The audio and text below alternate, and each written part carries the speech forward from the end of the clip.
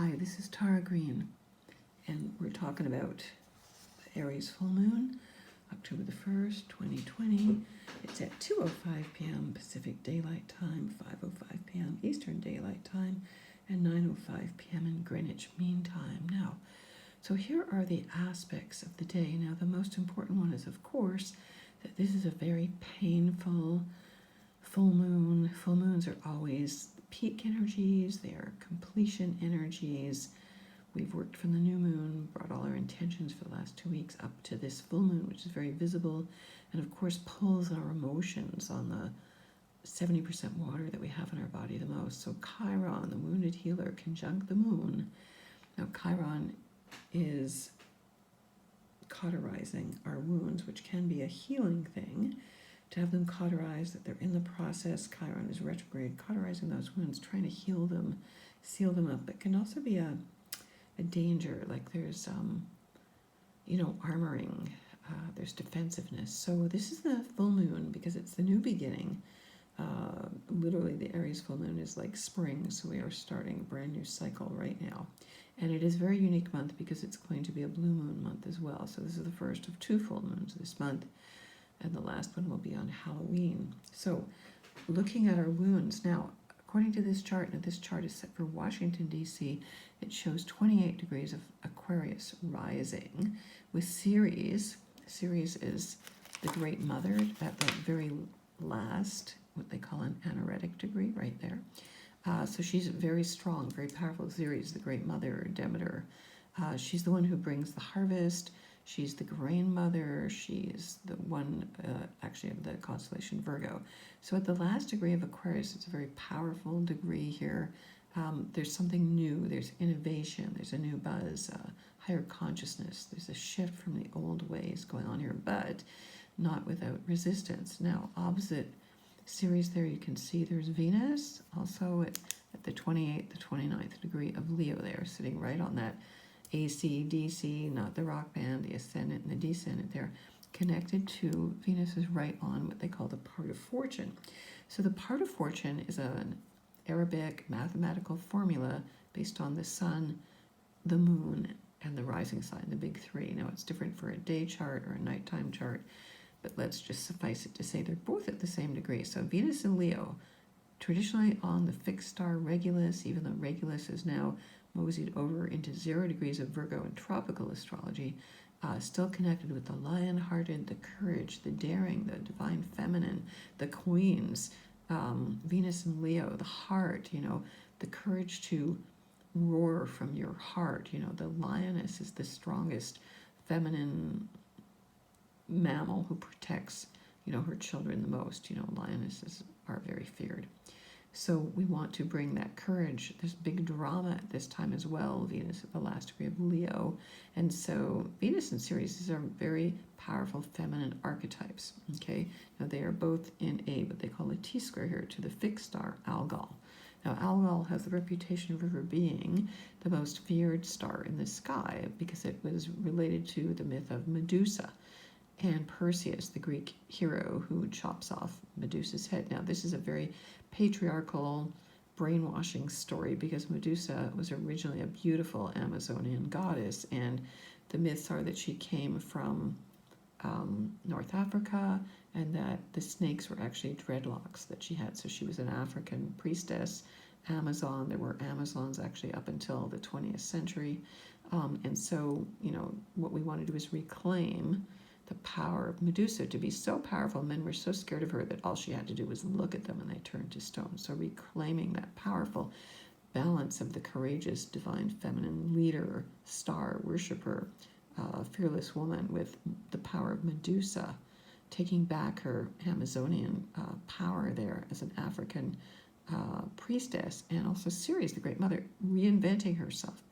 Very, very powerful energy here. Now, there's also a beautiful, you can see a grand fire trine with Mars retrograde, of course, conjunct to Lilith, trining Venus and that part of fortune and the South Node in Sagittarius. So we need to go back and re-educate ourselves, okay? So Sagittarius is the sign traditionally I was taught of indigenous North American peoples, people who travel, gypsies, nomads, people like that, traditional indigenous shamans like from Mongolia. So any kind of what is exotic to us, indigenous peoples, real shamans, where it was not glamorous to be a shaman. We need to remember to bring that back, to recollect it. Mars is in Aries. Imagine sitting by the fire and the shamans telling stories of all the brave shamans, and the women were originally shamans. So Lilith, again, what the patriarchy fears and strikes down the most is women's power, their sexuality, their freedom. And so Lilith is the most feared woman actually in the whole of the Old Testament, and that's why she was written out of history and made into a demoness and a vampire. That is not what she is. She is the most powerful woman who insisted on equality, or she left. Now that was a little metaphoric story of what the patriarchy was trying to do, but also reveals Lilith's power. So again, this is for women to flame up in their power and their sexuality and their intelligence. Sagittarius, the teachers, the storytellers, like the bards of old. There's this sense of all these beautiful storytelling teachers, men and women, of course, strolling minstrels, all of that stuff. It really is very poetic and imaginative. So lighting your imagination up with that right now. Okay, now the other thing that's going on here, there's what's called a finger of God. So this, I've drawn this in myself.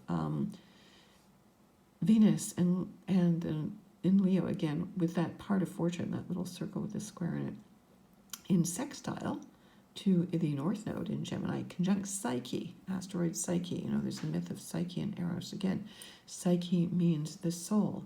Okay, the soul is always represented as feminine, the anima. That's what Carl Jung called her. So they are sextiles, an easy 60-degree aspect, very supportive. Now the part of fortune is not an actual thing, it's a mathematical formula, but that formula and Venus and the North Node, our highest leading goal right now, North Node in Gemini, and Psyche, using our psychic abilities, is then in this yod, this is called the yod, a finger of God, and in conjunct from these to Saturn and Pluto and the North Node. So there's some disconnect there.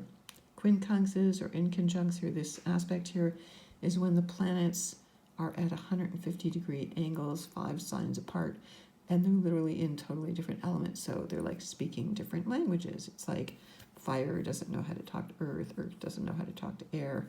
So you need a translator here because there's really 3 different elements and 3 different things going on. But again, Saturn, Pluto, very powerful here, very strong. It's interesting that the North Node is actually on that 22nd degree of Gemini, and Pluto is still at that degree because that's the degree that Saturn and Pluto were at on January the 12th when they ignited, as I like to call it, the COVID-19.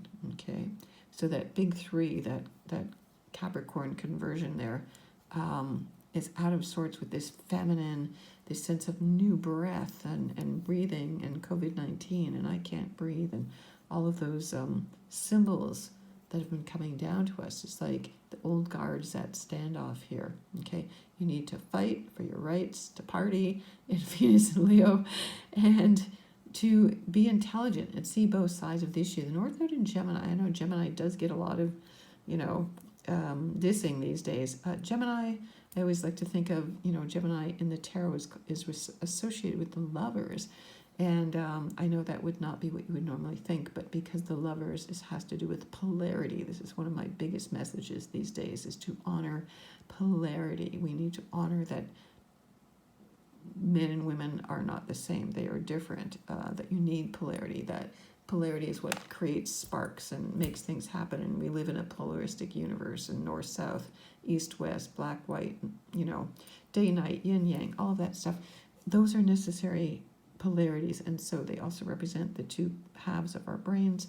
And so we need to honor this kind of connection. It is divine connection. So the sense of being polarized or separated or one is not the other is really not true. Okay, now let's look up here. We've got Mercury just entered Scorpio, already at 4 degrees, moving pretty fast there, connected to Juno, the beautiful goddess who the month of June is named after. Now she is traditionally, again, in patriarchal myths, related to the goddess of marriage. But again, she was originally the goddess of genius. She's married to Zeus. She's Hera in the Greek myths. So Juna's symbol, I love it because it looks like a little magic wand to me. It represents women's genius being omnidirectional, like those 8-armed goddesses, whereas masculine genius, reserved only for men, was single-pointed. All right, what else have we got here? Neptune, the planet of dreams, spirituality at 19 degrees Pisces, also still moving retrograde, is in a nice little, what is it doing there? Square to the North Node in Psyche there. So it's interesting to have Psyche and the North Node and Neptune at odds with each other. So again, the mind may want to draw things into arguing stories, but really it's in our souls, in our unconscious, in our feelings, in our dreams that we get to the truth. All right, is there anybody that we haven't left out here? Okay, Eris and Mars and Lilith. Again, those three firebrands there in Aries have been in this big square to Jupiter, Pluto, Saturn, which will continue to intensify over the next couple of months. Okay, now Uranus in Taurus, also opposite Mercury and Juno there. Okay. Whew, so that's a lot. Okay, so what we want to do is work on your own inner healing, work on being in balance, work on bringing in your own divine feminine, your heart, not listening to the mythologies, which are everywhere, the false news. False news goes back thousands of years in this case. And again, the sun at 9 degrees of Libra there, wanting to find some balance there, wanting to find a sense of peace. All right. So if you want to get in touch with me, I'm at taratarot.com. You can please follow me on my blog at infinitynow.wordpress.com. I'm on Twitter. I'm on Instagram. Look at your chart and see where the degree, of the new moon falls at 9 degrees of Aries. And that's where the hot spot is, of course, and Chiron is right there. So it'll tell you right where the wounds are, what needs to be healed. Okay, wishing you many blessings over this full moon. Thank you.